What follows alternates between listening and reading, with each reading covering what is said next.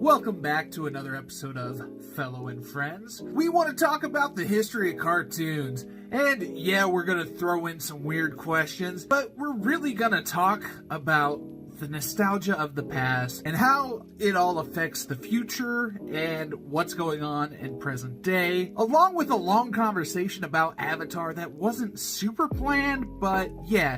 So if you like The Last Airbender or The Legend of Korra or that whole universe, this might be for you. But of course, we're going to talk about many different things. So let's get into it. So I brought up cartoons, and you were going to be like, well, I don't know about cartoons. But back in the day, you watched cartoons. Everybody did. Yeah, but that's been back in the day. Okay, back in the day, what was your go-to cartoon that you watched?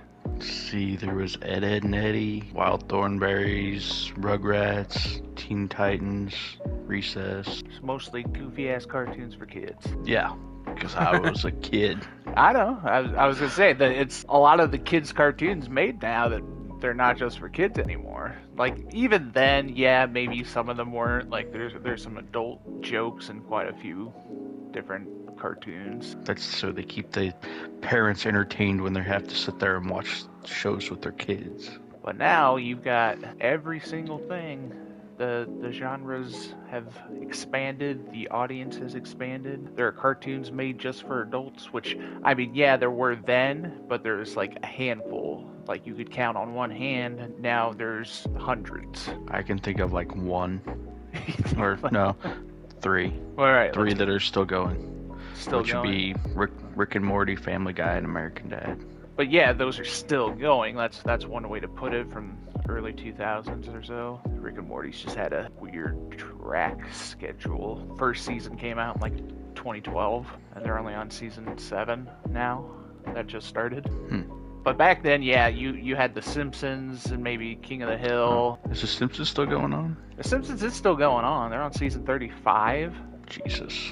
Anyways, I ask about the Goofy Kids shows because I probably watched them all too. Remember, we have to make controversial, opinionated stuff. That's what came about in the last one. So in your old Goofy cartoons that you watched as a kid, did you find any of the characters back then attractive?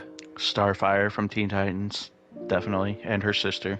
It's interesting that in the early 2000s, when people talk about old cartoons and all the characters they thought were hot in quotation marks, most of them were like goth girls, because people would pick Sam from Danny Phantom. Yeah, I remember her, but she wasn't terrible, but. And then I never watched Total Drama Island, but everybody that grew up for that show picks Gwen. And I don't know if you've seen her. You've probably seen pictures of her on the internet somewhere. Yeah, I've probably seen pictures of her, but I don't know. But I'd say Starfire and Raven have always been up there too. But now, in the present days of the internet, there's fan art for everything and all the things you don't want there to be fan art for. Sure. Any person, any object, anything has probably been made into a sexual image. Any race, any gender, whatever, they'll mix match, make them something else. There's a lot of gender swapping, orientation swapping, especially present day. And then they do it with old characters, and they do all the switching around and grow them up or whatever. Partially, I think, because they say they have to now, whereas back then they said that they didn't have to, or it wasn't as frowned upon. Because like one of the most famous artists I can think of working right now, like Saki Michan or somebody, they make art regularly, like a piece a week. And I think it was 2 or 3 years ago when they came out with a Nezuko piece, her from Demon Slayer, who was underage, and so she had to clarify that any character she ever makes is the adult version of that character, because they don't want to get in trouble. Because that's a very prevalent thing, I guess. And a lot of the creepier communities where they don't care, they'll make the stuff you don't want to see of Ed, Edd and Eddy in the style of Ed, Edd and Eddy. Yeah, Yeah, I don't need to see that, but like you said, I'm sure it's out there and exists. Oh yeah. Would Avatar I be was considered gonna. a Western Yeah, or Western I was cartoon? gonna get to Avatar as a whole subject in itself because Okay, it's a hefty one. I was gonna say definitely Azula entirely from that. So Avatar started what, like 2004, 2005 maybe. Yeah, I don't know. I don't pay attention to when things come out. It was a while ago, believe it or not. Even though it's still very present, it's like a franchise that won't die. But this is a franchise everybody likes. It's the prime example of a Western cartoon influenced by anime, just kind of like Teen Titans was. You could definitely see the style and whatnot, except for this world building was so massive, it's kind of crazy. When you think about it, we as a consumer would probably watch any series out of the Avatar universe, and it wouldn't have to be around the Avatar. Even though the series so far and the upcoming stuff, I believe, are all centered around the Avatar. Oh, they're doing more stuff? Oh yeah, it's a whole thing. It ain't going anywhere. 2 or 3 years ago, after it might have been during when they were making the deal with Netflix to make the new live action, the creators established Avatar Studios, and I believe that's the name of it for sure, because I know James Cameron Avatar. Ah crap, I'm probably have to pay $1 for saying that. I don't believe he had anything like Avatar Studios copyrighted, so they got that one. Any other time, they have to use their subtitles, even if they want to throw Avatar on it, which kind of sucks. Like, I get his whole, he's had it since 1970s or something. Back then, when it was just adult Smurfs, and he really wanted to run with the idea, but technology wasn't good enough. Yeah. But anyways, crazy that he's been working on that for so long. Yeah. So they established their studios. They were on board with the Netflix show, decided to not be on board with the Netflix show. The casting for the Netflix show is really good. I think a lot of the actors are going to be okay. I know some of them aren't favorites. Like I don't know what Sokka did, but I know the actor who's going to play him did something sketchy to get the part. Maybe lied about his heritage or something. Don't quote me on that. I'm not a reporter. Don't care. But the live action show is coming, I believe, here soon, before too long.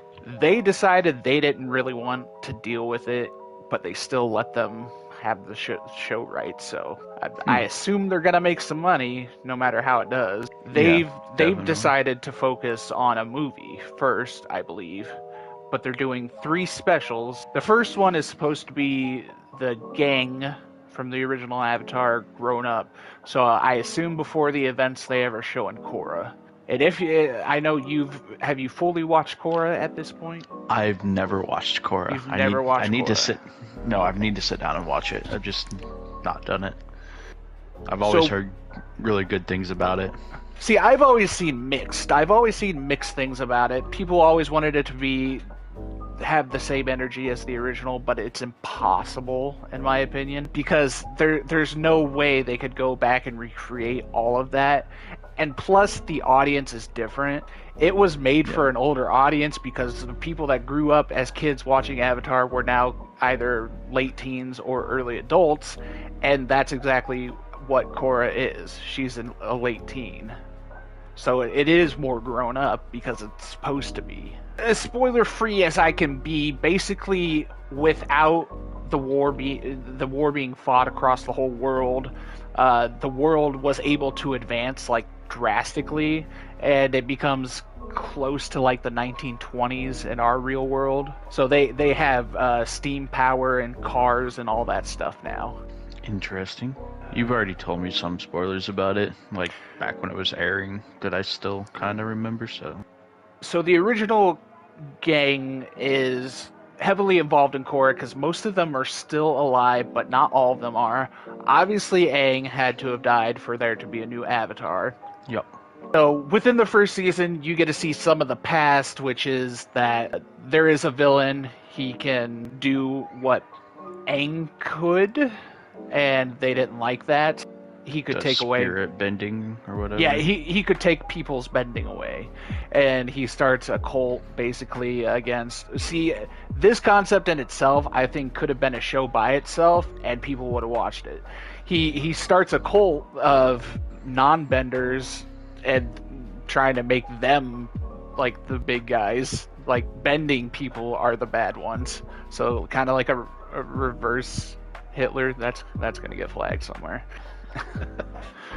And the most we get to see is him during that time, Aang anyways, because they put this guy up on trial, and you get to see him, Sokka, Toph, and Katara. Now in Korra, Katara is still alive. Toph is unknown when you start it, but you meet 3 of her daughters, and then Sokka has died. And they don't offer you. Well, I believe he's dead. I assume they say it at some point, but they don't offer any information about him. So part of me was wondering if they will cover that or if they'll like do something else with this character. But the special isn't set in stone. They haven't come out with what it's going to be about, other than it's going to be about them as adults. I see. Because otherwise, Korra deals with them when they're quite elderly. They're pretty old. Katara and Zuko, I think, are both over 100. Toph's pretty close. But also, if you did not know, when the first series concluded, they came out with comics for the series as well. I did not know that.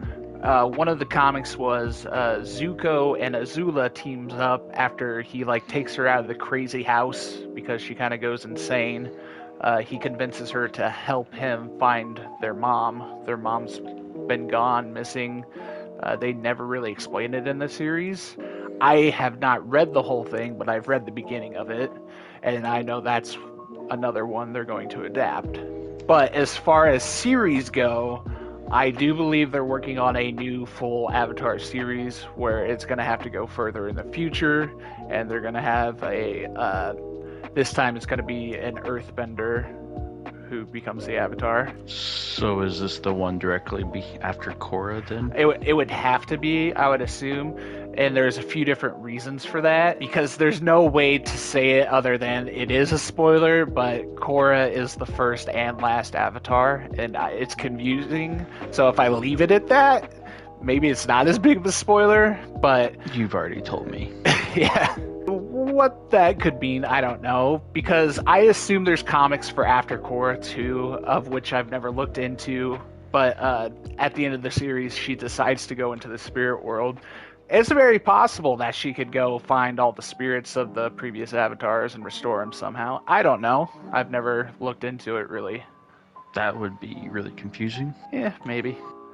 And then the last special, the last thing I know about, is supposed to be about Kyoshi. So probably they show you her history in that one episode. I assume it's more in detail, is all. She the one that's two right before Aang? Yeah, before Roku. I think that's his name, right? Yeah. Fire guy. Now, there sure are still some goofy cartoons out there.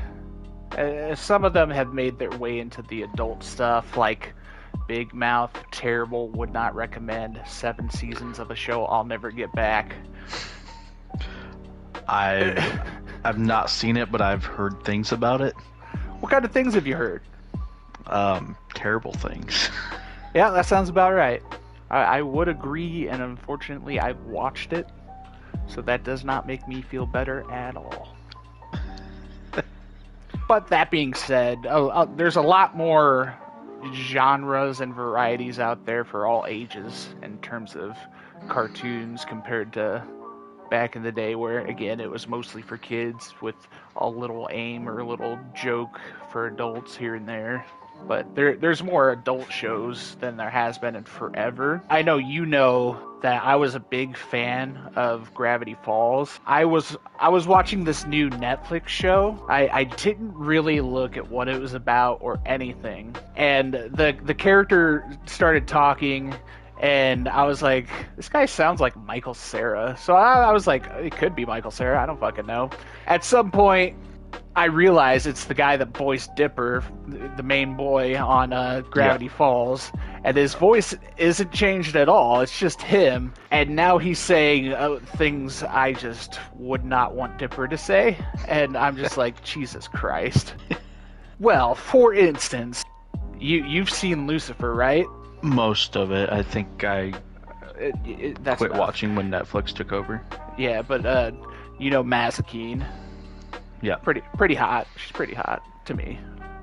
She plays a female character on this, the main female character, and she's a spy assassin. She's funny. She has a weird accent I did not expect her to have, but I assume it's her normal talking voice. And basically, what they're doing is they're pulling one over on his character. He's like a fall guy. He's just a face to be there while they do a bunch of illegal stuff.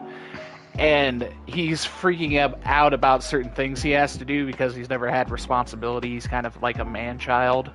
And she kind of comes on to him briefly, and he does adult stuff in his pants on accident. And yeah, I had to experience that.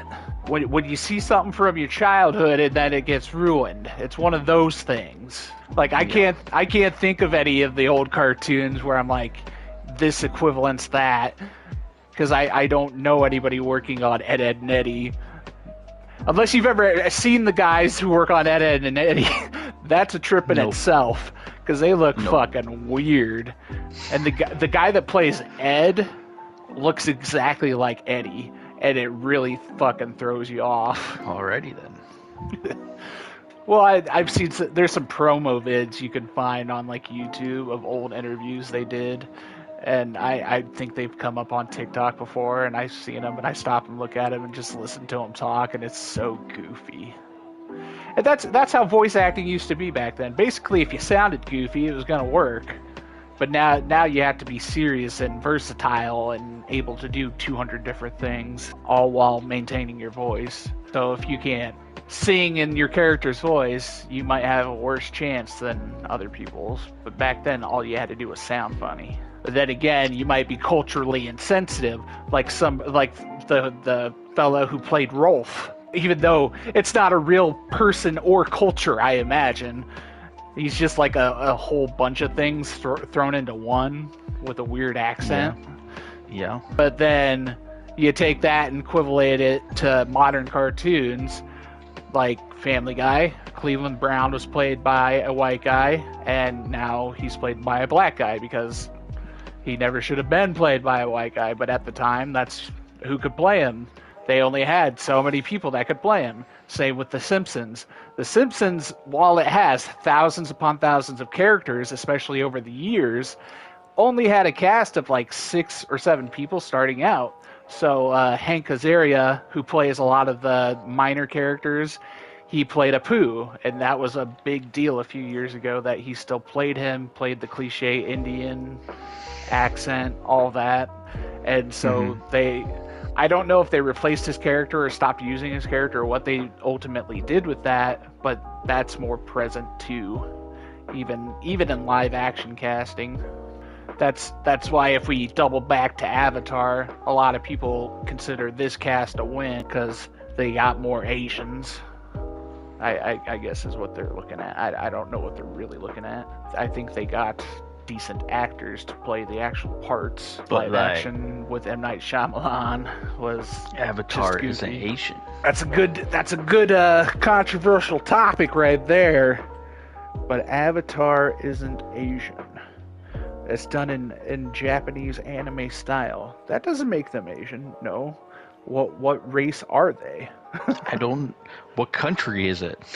It's a whole world. For instance, Katara and Sokka are darker skinned compared to other characters. A lot of the flack with the first Avatar was they were just white. And that's when they were casting them for this new one, it was kind of the same thing, where Even in certain pictures, they're like, this Sokka, he's still kind of white, but he was trying to say he was Indian, and there was something about maybe it being a lie. I don't know. What I said. I'm not a reporter. I didn't look at all that. But you kind of proved my point in general. It's like, what country are they? What are they supposed to be? There is no actual answer. However, the people they picked do heavily look like the characters they're playing. If you've seen any promo pics, like I have not. Lord Ozai is Daniel Kim, I think. Big Asian guy from Lost and some other shows. Maybe if you saw him, you'd recognize him. He's probably been in a lot of stuff. The guy that plays Uncle Iroh, I only know from Kim's Convenience, which is another show on Netflix, and he looks pretty good. He looks almost exactly like what you would imagine a real Iroh would look like. And because I've seen him act before, I think he's going to be really believable as one.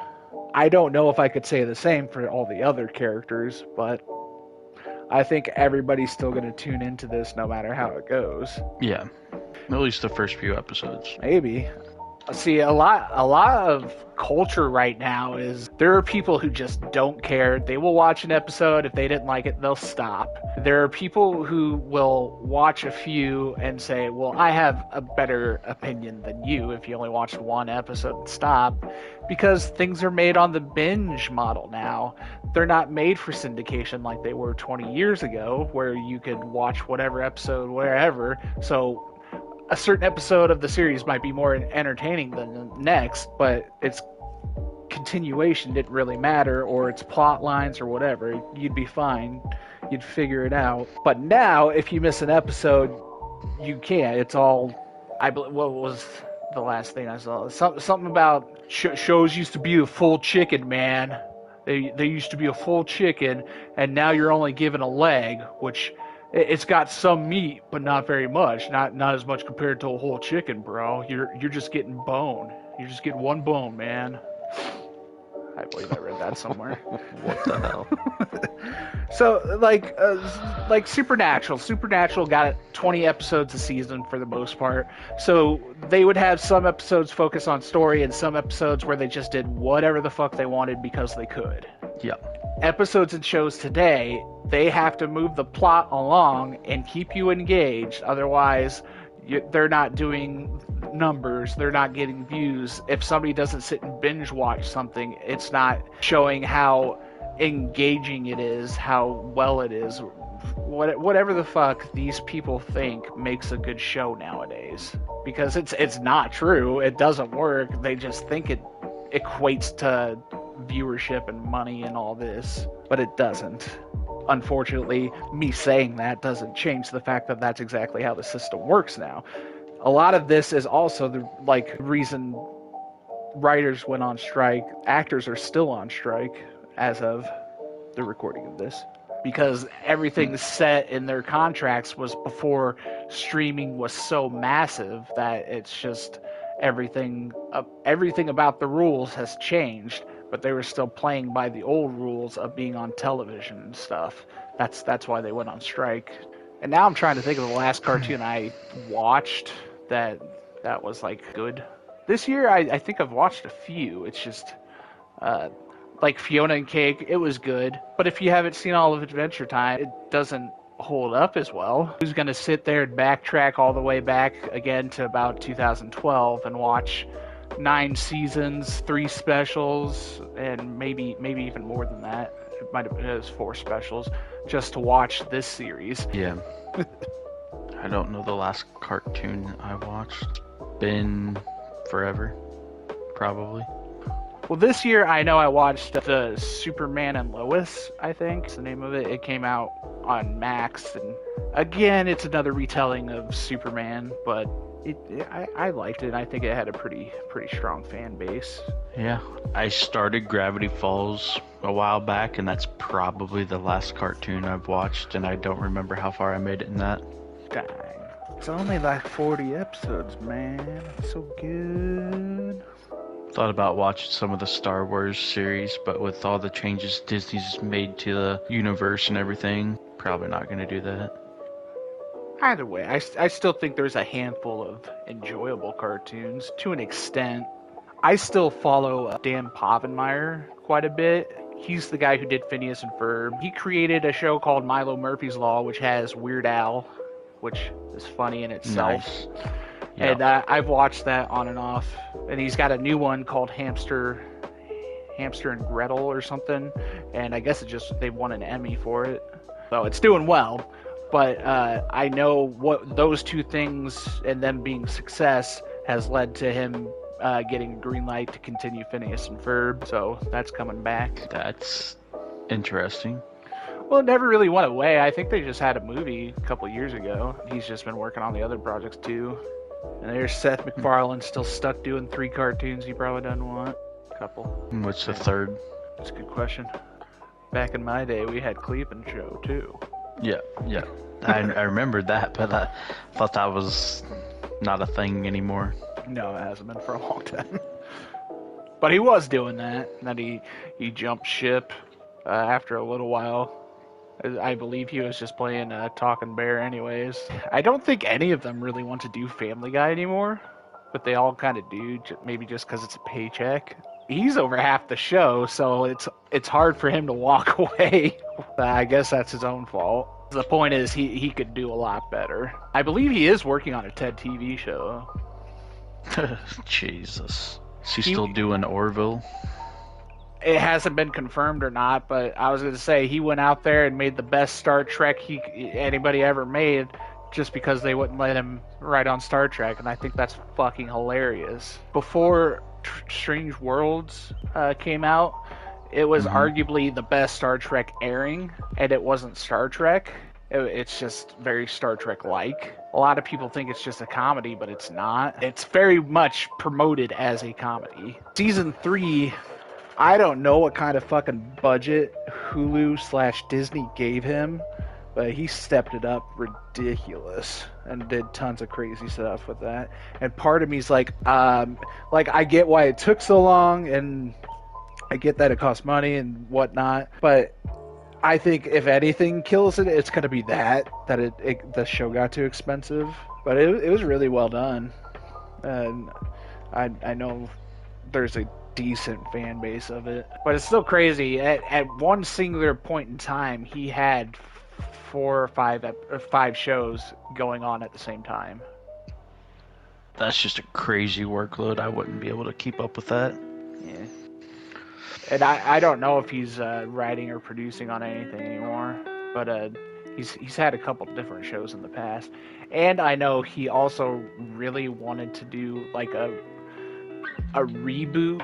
So, not like an adult thing that you keep maybe seeing, like what they did with Scooby-Doo and Velma, where they tried to make it adult. He really wanted to do the Flintstones, and I just don't think that ever got off the ground either, despite how successful he's been too, which I think's ridiculous. He could probably do anything, and it would turn out good. I remember watching an interview with Neil deGrasse Tyson, and he said Seth MacFarlane called him up one day, and he's like, for Ted. Yeah, if I gave you the exact coordinates on the planet, could you tell me what the sky looked like in 1982 or something? And he's like, yeah, let me get back to you. And he did it, he found it, and they put it up in the movie, and he says, Ted has a more accurate sky than most of your apparently historically accurate films. And I was like, that's pretty funny. And he just said that's how meticulous he is. Everything he's made, I'm pretty sure, has done really well. He just walked away, made 3 like fucking blockbuster movies that were comedies, no less, and then just kind of walked away to work on a Star Trek fan fiction. And he's just been trying to get back to it. I think he wants to do like more. That's what it was. But it's just funny. I'm pretty sure it would have had to been maybe it could have been Star Trek Next Generation. It might have been Voyager. It was one of the Star Treks. He could not, they wouldn't hire him, and so he's like, fine. And I could have sworn it was when he was writing cartoons. So he was sitting there working on Johnny Bravo, and so they're writing fucking Star Trek fan fiction. And then 20 years later, he got to make the fan fiction real. He just had to change all the characters' names. That's pretty funny. I didn't know he wrote on Johnny Bravo though. Yeah, one of the episodes I used to share around was when Johnny Bravo met Adam West. It's literally like a 5-minute segment. His name's right there, and that's how he met Adam West, and that's why Adam West is such a prominent character in Family Guy. That's funny. Yeah. Well, I think we'll call it there. That's it for this episode of Fellow and Friends. We'll catch you later.